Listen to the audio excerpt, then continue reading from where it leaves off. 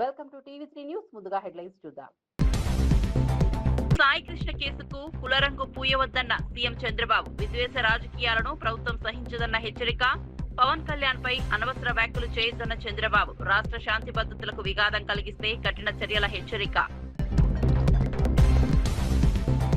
ఖమ్మం జిల్లాకు కాంగ్రెస్ ఏం చేసిందో చెప్పాలన్న కేటీఆర్. కాంగ్రెస్ ప్రభుత్వం మాటలు ఎక్కువ, పనులు తక్కువన్న విమర్శ. సీతారామ ప్రాజెక్టుతో సాగునీరు అందిందని కేసీఆర్ కు ప్రశంస. జిల్లాకు చెందిన మంత్రులు సమాధానం చెప్పాలన్న డిమాండ్. పవన్ కళ్యాణ్ వ్యాఖ్యలపై స్పందించవద్దని నేతలకు పేర్నినాని సూచన. శాఖ నిర్వహణ కంటే వ్యాఖ్యలకే ప్రాధాన్యమిస్తున్నారన్న విమర్శ. ప్రజా సమస్యలపై ప్రభుత్వం దృష్టి పెట్టాలని సూచన. పార్టీ శ్రేణులు సంయమనం పాటించాలని పేర్నినాని పిలుపు. సంక్షేమ పథకాల అమలుపై వివరాలు వెల్లడించిన పొన్నం. కొత్తగా 2 లక్షల పెన్షన్లు మంజూరు చేశామన్న మంత్రి. హైదరాబాద్ లో 1,00,000 ఇళ్ల నిర్మాణానికి ప్రణాళిక సిద్ధం. ప్రజా సమస్యల పరిష్కారానికి ప్రభుత్వం కట్టుబడి ఉందన్న స్పష్టం.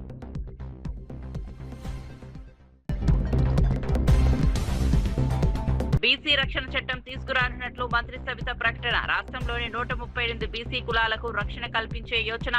ప్రతి జిల్లా కేంద్రంలో బీసీ భవనాల ఏర్పాటుకు ప్రణాళిక. బీసీల సాధికారతకు ప్రభుత్వం కట్టుబడి ఉందన్న సబిత. విజయవాడ సాయికృష్ణ కేసుపై సీఎం చంద్రబాబు నాయుడు ఘాటుగా స్పందించారు. సీఎం నాగరాజు బాధితులిద్దరూ ఒకే సామాజిక వర్గానికి చెందిన వారేనని పేర్కొంటూ ఈ ఘటనకు కులం రంగు పొలమడం సరికాదన్నారు. డిప్యూటీ సీఎం పవన్ కళ్యాణ్ పై అనవసర వ్యాఖ్యలు చేస్తే సహించబోమని హెచ్చరించారు. రాష్ట్రంలో కుల, మత, ప్రాంతీయ విద్వేషాలు రెచ్చగొట్టే ప్రయత్నాలు జరుగుతున్నాయని మండిపడ్డారు. కొందరు రాజకీయ ప్రయోజనాల కోసం ప్రజలను విభజించేందుకు కుట్రలు చేస్తున్నారని ఆరోపించారు. రాష్ట్ర శాంతి భద్రతలకు విఘాతం కలిగించే చర్యలను ప్రభుత్వం కఠినంగా ఎదుర్కొంటోందని స్పష్టం చేశారు. మీరు చూసుంటారు, నా రాజకీయ జీవితంలో చాలా మందిని చూశారు, కానీ కన్నార్పకుండా అబద్ధాలు చెప్పడంలో దిట్ట గొడ్డలి పార్టీ నాయకుడు. అవునా కాదా తమ్ముళ్ళని అడుగుతున్నా.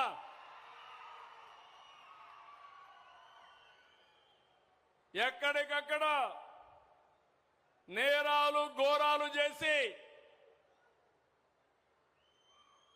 దానికి రాజకీయ రంగు పులిసి లబ్ధి పొందాలని ఆలోచిస్తున్నారు. నిన్న చూశారు, విజయవాడలో ఒక సంఘటన జరిగింది. అక్కడుండే సిఐ కాపుని, బాధితుడు కాపుని, దానికి కూడా రాజకీయ రంగు బులిమి కులాన్ని అంటగట్టి పవన్ కళ్యాణ్ పైన ఇష్టానుసారంగా నోరు బారేసుకునే పరిస్థితికి వచ్చారు. అదే నేను చెప్పాను, ఖబర్దార్ జాగ్రత్తగా ఉండండి.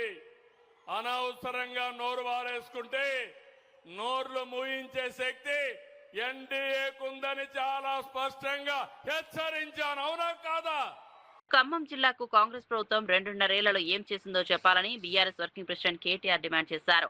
రాజీవ్ సాగర్, ఇందిరాసాగర్ పేర్లతో పనులు ప్రారంభించి వదిలేశారని విమర్శించారు. కేసీఆర్ హయాంలో నిర్మించిన సీతారామ ప్రాజెక్టు ద్వారా 7 లక్షల ఎకరాలకు సాగునీరు అందిందని గుర్తు చేశారు. ఖమ్మం జిల్లాను సస్యశ్యామలం చేసిన ఘనత కేసీఆర్కే దక్కుతుందని అన్నారు. జిల్లాకు చెందిన 3 మంత్రులు తమ పాలనలో అభివృద్ధిని ప్రజలకు వివరించాలని సవాల్ విసిరారు. కాంగ్రెస్ ప్రభుత్వం మాటలు ఎక్కువ, పనులు తక్కువగా చేస్తోందని ఆరోపించారు.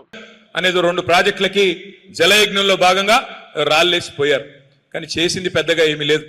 కానీ కేసీఆర్ గారు ఎవరో నాయకుల పేర్లు, తెలంగాణకు సంబంధం లేని వాళ్ళ పేర్లు ఎందుకని చెప్పి ఆలోచన చేసి మీ జిల్లా మొత్తం తెలంగాణకు ఆరాధ్య దైవమైన భద్రాద్రి సీతారామ స్వామి వారి పేరు మీద సీతారామ ప్రాజెక్ట్ అని పెట్టి మన జిల్లాకి 7 లక్షల ఎకరాలకి, కొత్తగా 4.5 లక్షల ఎకరాలకి కొత్త ఆయకట్టు స్థిరీకరించడానికి ఎన్ఎస్పి కింద ఉండే కాలువల కింద ఉండే వ్యవసాయాన్ని స్థిరీకరించడానికి 2.5 లక్షల ఎకరాలకి, మొత్తంగా 7 లక్షల ఎకరాలకి సాగునీరు అందించే ఒక బృహత్తరమైన యజ్ఞానికి శ్రీకారం చుట్టారు.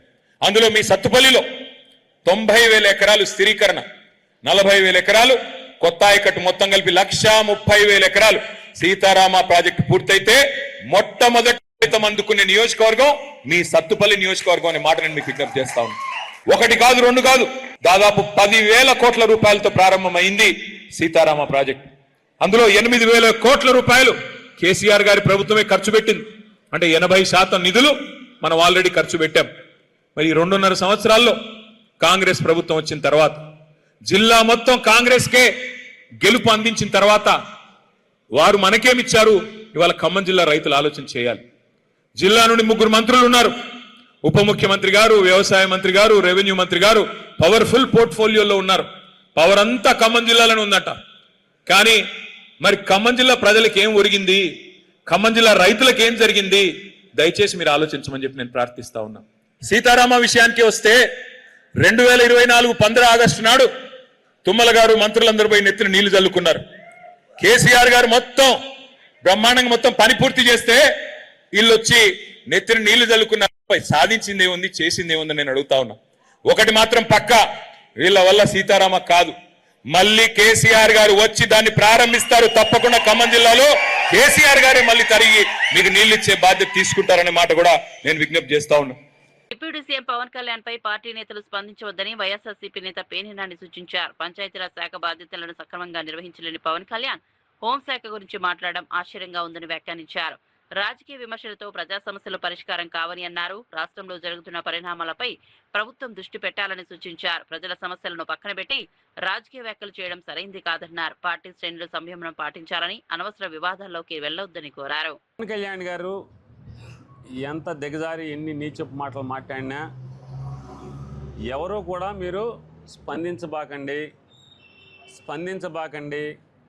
అతను కావాలని ఉద్దేశపూర్వకంగా మనని రెచ్చగొట్టి తిట్టించుకుని, ఎందుకంటే జనసేన కార్యకర్తల్లోనూ జనసేనను అభిమానించే వాళ్ళలో మత్తు దిగిపోతుంది. మళ్ళీ మత్తు దిగిపోతున్నప్పుడు ఏం చేస్తారు? మళ్ళీ మత్తు ఇంజక్షన్లు కొడుతుంటారు. మామూలుగా అయితే నొప్పి తెలుస్తూ ఉంటుంది కాబట్టి ఆ నొప్పి తెలవకుండా ఉండటం కోసం మళ్ళీ మత్తు ఇంజక్షన్ల కోసం ఏం చేస్తుంటాయంటే అకారణంగా జగన్మోహన్ రెడ్డి గారిని, వైఎస్ఆర్ కాంగ్రెస్ పార్టీ వాళ్ళని ఇష్టం వచ్చినట్టు తిడతాడు.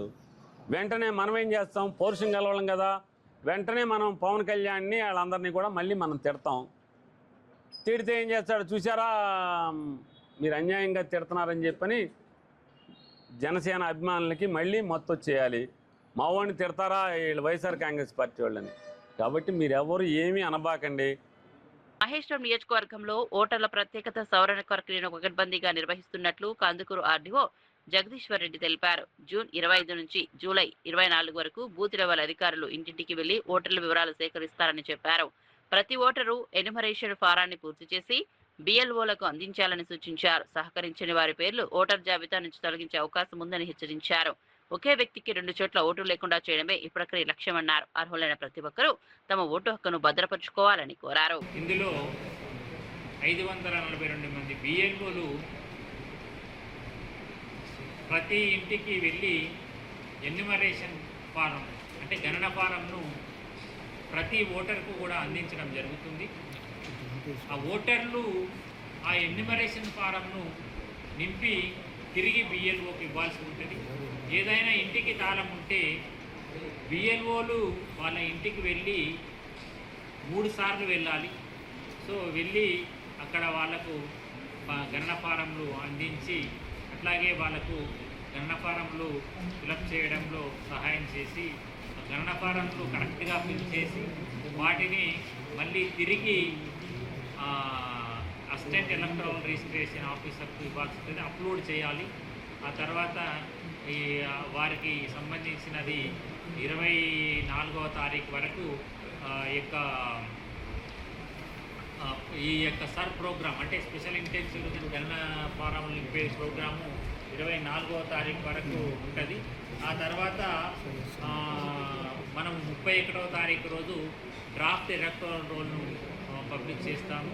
ఆ తర్వాత 31/7 నుంచి ఎవరైతే డ్రాఫ్ట్ ఎలక్టరల్ రోల్లో మిస్ అయిన వాళ్ళ నుంచి క్లెయిమ్స్ అండ్ ఆబ్జెక్షన్స్ ఎవరైనా పెట్టుకుంటే ఆగస్టు 30వ తారీఖు వరకు అది తీసుకోవడం జరుగుతుంది. ఆగస్టు 30 వరకు ఎవరైతే వాళ్ళ అభ్యంతరాలు స్వీకరించడం జరుగుతుంది. అట్లాగే అభ్యంతరాలు ఎవరైతే ఇచ్చారో వాళ్ళకు నోటీసులు ఇవ్వడము, ఆ నోటీస్ ఫేజు ఎంక్వైరీ అనేది 31/7 నుంచి 28/9 వరకు జరుగుతుంది. ఆ తర్వాత ఫైనల్ ఓటర్ లిస్ట్ అనేది అక్టోబర్ 1న పబ్లిష్ చేయడం జరుగుతుంది. అర్హులందరికీ రేషన్ కార్డులు అందించడంతో కొత్త దరఖాస్తులు దాదాపు రావడం లేదని మంత్రి పొన్నం ప్రభాకర్ తెలిపారు. ప్రస్తుతం భూ సమస్యలు, కొత్త పెన్షన్లకు సంబంధించిన విడతలు ఎక్కువగా వస్తున్నాయని చెప్పారు. ప్రభుత్వం సన్నబియ్యం, 200 యూనిట్ల ఉచిత విద్యుత్, గ్యాస్ సబ్సిడీ, వడ్లీ డైరీ రుణాలు, ఇందిరమ్మ ఇళ్ల వంటి పథకాలను అమలు చేస్తుందన్నారు. కొత్తగా 2 లక్షల పెన్షన్లు మంజూరు చేసినట్లు వెల్లడించారు. హైదరాబాద్ లో 1,00,000 ఇళ్ల నిర్మాణానికి ప్రణాళికలు సిద్ధం చేస్తున్నామని తెలిపారు. ప్రజల సమస్యల పరిష్కారానికి ప్రభుత్వం ఎల్లప్పుడూ అందుబాటులో ఉంటుందని స్పష్టం చేశారు. విద్యుత్ ఇస్తా ఉన్నాం, ఉచిత బస్సు ఇస్తా ఉన్నాం, గ్రామీణ ప్రాంతాల్లో ఇందిరమ్మ ఇండ్లు ఇస్తా ఉన్నాం, ఈ విధంగా మహిళలకు వడ్డీ లేని రుణాలు ఇస్తా ఉన్నాం. ఇవన్నీ కార్యక్రమాలు జరుగుతున్న దృష్ట్యా పిటిషనర్స్ కు సంబంధించినటువంటి ప్రధానంగా 2-3 అంశాల మీద రిప్రజెంటేషన్స్ వస్తా ఉన్నాయి. ఒకటి కొత్త పెన్షన్లు, అది కూడా 2 లక్షల పెన్షన్లు శాంక్షన్ చేసినాం కాబట్టి అది కూడా ఇష్యూ రిజాల్వ్ అయిపోతుంది. హైదరాబాద్ లో ఇండ్లకు సంబంధించినటువంటి కొత్త రిప్రజెంటేషన్ వస్తా ఉంది. అది కూడా హైదరాబాద్ లో త్వరలోనే 1,00,000 ఇండ్లను కట్టడానికి నిర్ణయం తీసుకొని స్థలాలను కూడా ఐడెంటిఫై చేసాం కాబట్టి గ్రామీణ ప్రాంతాల్లో ఇప్పటికే ఇందిరమ్మ ఇండ్ల కార్యక్రమం నియోజకవర్గానికి 3,500, మళ్ళీ దాని తదుపరి 2,000 శాంక్షన్ చేసాం కాబట్టి నిరుపేదలకు ఇండ్ల కట్టడం కార్యక్రమం చాలా సంతోషంగా ఈ కార్యక్రమం నడుస్తుంది. హైదరాబాద్ సంబంధించి కూడా 1,00,000 ఇండ్లకు సంబంధించిన కార్యక్రమాన్ని ముందుగా తీసుకొని పోయేటువంటి కార్యక్రమం కొనసాగుతోంది. ఈ విధంగా ప్రజాపాలనలో కొంత వ్యక్తిగతమైన లేదా ఇతరత్ర కొన్ని అంశాలు తప్ప అనేక సమస్యలు పరిష్కరించి ఈరోజు ప్రజలంతా కూడా సంతోషంగా ప్రభుత్వం ఆశీర్వదిస్తూ ఎక్కడికి వెళ్ళినా ముందుకు పోయే విధంగా కొనసాగుతుందనే మాట నేను ఈ సందర్భంలో చెప్తా ఉన్నాను. తప్పకుండా భవిష్యత్తులో ఇచ్చినటువంటి మిగతా హామీలు కావచ్చు ప్రభుత్వం తరఫున విద్యుత్ శాఖలో 1,000 కోట్ల రూపాయల స్కామ్ జరిగిందని బీఆర్ఎస్ నేతలు ఆరోపించారు. పీఎం కుసుమ్ పథకంలో భారీ అవినీతి జరిగిందని, పంట నిర్మాణం పూర్తి చేసిన రైతులను అధికారులు వేధిస్తున్నారని విమర్శించారు. మెగావాట్ కు ₹1 కోటి డిమాండ్ చేస్తున్నారంటూ సంచలన ఆరోపణలు చేశారు. కేంద్రం నిర్ణయించిన ధర కంటే తక్కువ ధరను అధికారులు చెబుతున్నారని ప్రశ్నించారు. రైతులకు ప్రభుత్వం ఇంకా 1,000 కోట్ల బకాయిలు చెల్లించాల్సి ఉందన్నారు. వెంటనే విచారణ జరిపి బాధ్యులపై చర్యలు తీసుకోవాలని డిమాండ్ చేశారు. లేకపోతే మరిన్ని ఆధారాలు బయటపెడతామని హెచ్చరించారు. పాపం చాలా మంది యువకులు వీళ్ళని నమ్మి గ్రామీణ ప్రాంతాలలో ఇక్కడో అక్కడో అప్పులు చేసి బ్యాంకుల చుట్టూ తిరిగి వాళ్ళం బతులు ఆడుకొని తెలిసిన బంధువుల దగ్గర మిత్రుల దగ్గర అప్పులు చేసి ఈ పథకంలో మాకు అవకాశం వచ్చింది అని చెప్పి కేంద్ర ప్రభుత్వమే ₹3.13 నిర్ణయించింది కదా. పెట్టుబడి బ్యాంక్ లోన్లు అన్నీ పోతే నెలకో 1,00,000 2 లక్షలు ఏదైనా మాకు మిగులుతాయి జీతాలు పొందామని చెప్పి పాపం వీళ్ళని నమ్మి ఆ పథకంలో చేరి ప్లాంట్లు నిర్మాణం చేస్తే దాదాపుగా 1,000-1,200 మెగావాట్ల ప్లాంట్లను పూర్తి అయిపోయి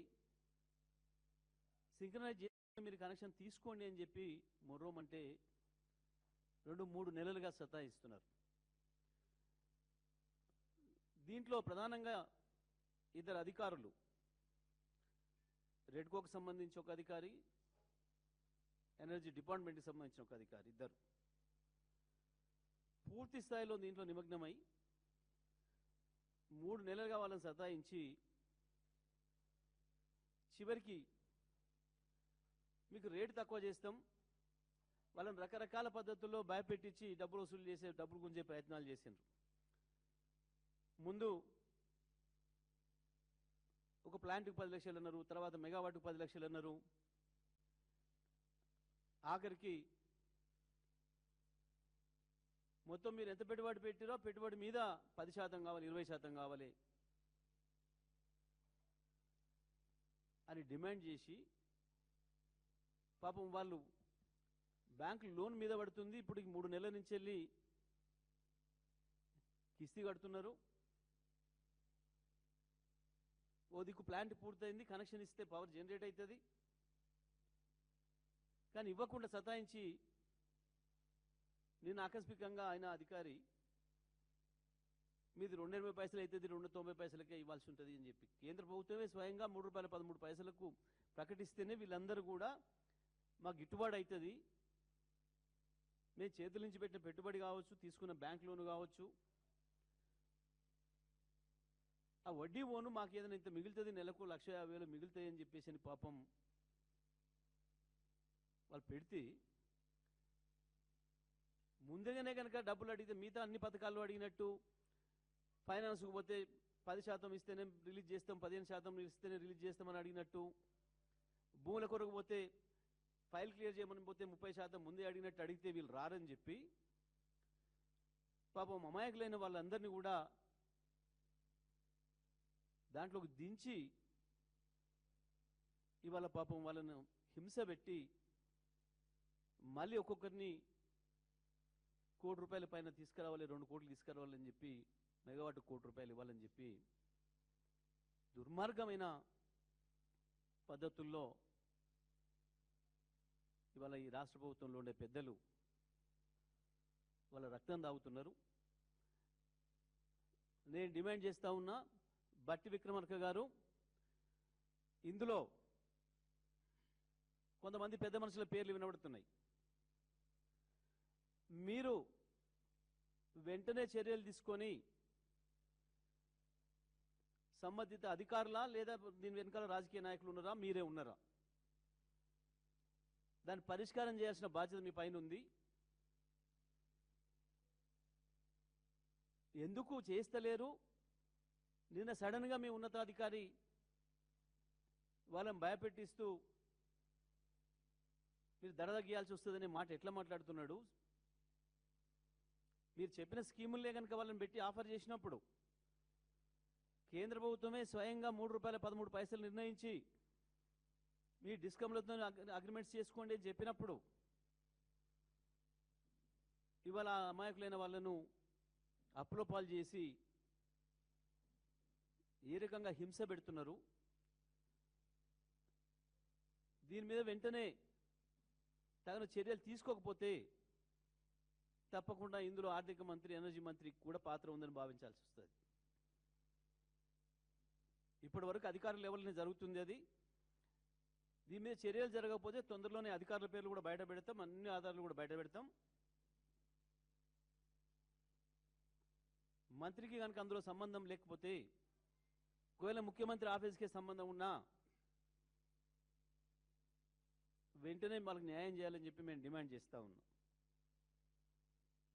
అంతేకాదు, ఇవాళ వడ్ల కొనుగోలు పూర్తయిందని చెప్పి ప్రకటించారు. ఇంత మించిన దుర్మార్గం ఇంకొకటి లేదు. సింధు జలాల అంశంపై పాకిస్తాన్ మంత్రి ఖవాజా ఆసిఫ్ చేసిన వ్యాఖ్యలకు భారత్ ఘాటుగా స్పందించింది. పాక్ ఆక్రమిత కశ్మీర్లో జరుగుతున్న నిరసనల వెనుక భారత్ ఉందన్న ఆరోపణలను విదేశాంగ శాఖ ఖండించింది. మానవ హక్కుల ఉల్లంఘనలు, పాలనా వైఫల్యాల నుంచి ప్రజల దృష్టి మళ్లించేందుకే పాకిస్తాన్ ఇలాంటి ఆరోపణలు చేస్తోందని విదేశాంగ ప్రతినిధి రణ్దీప్ జైస్వాల్ స్పష్టం చేశారు. పాక్ ఆక్రమిత కశ్మీర్లో దశాబ్దాలుగా కొనసాగుతున్న ఆర్థిక సమస్యలు, హక్కుల అణచివేత కారణంగానే ప్రజల్లో అసంతృప్తి పెరిగిందన్నారు. అక్కడి ఆందోళనలు స్థానిక ప్రజల ఆవేదనకు నిదర్శనమని పేర్కొన్నారు. నిరాధార ఆరోపణలతో వాస్తవాలను దాచలేరని భారత్ స్పష్టం చేసింది. Abuses. We categorically reject these fabricated claims with the contempt that they deserve. The ongoing protests in Pakistan-occupied Kashmir are a direct consequence of Pakistan's decades-long policy of systemic economic exploitation, denial of fundamental rights, and administrative oppression in areas under its illegal and forcible occupation. The Pakistani state has responded with extreme police brutality, blocking of essential supplies and medicines, internet blackouts, and use of lethal force against unarmed civilians. As you know, several people have also lost their lives. We hope the international community will hold Pakistan accountable for its misdeeds. ఆడుదాం ఆంధ్ర కార్యక్రమంలో జరిగినట్లు ఆరోపణలు ఎదుర్కొంటున్న అక్రమాలపై vigilance నివేదిక త్వరలో విడుదల చేస్తామని క్రీడా శాఖ మంత్రి మండిపల్లి రాంప్రసాద్ రెడ్డి తెలిపారు. 100 కోట్ల రూపాయలకు పైగా అవినీతి ఆరోపణలు వచ్చాయని, దోషులు ఎవరైనా చర్యలు తప్పవని హెచ్చరించారు. డిఎస్సిలో క్రీడా కోటా అమలులో ఎలాంటి విధానపరమైన లోపాలు లేవని స్పష్టం చేశారు. గత 2 ఏళ్లలో 3% క్రీడా కోటా ద్వారా 800 మందికి పైగా ఉద్యోగాలు పొందారని వెల్లడించారు. ఖేలో ఇండియా నిధులతో రాష్ట్ర వ్యాప్తంగా క్రీడా మైదానాల అభివృద్ధి జరుగుతోందన్నారు.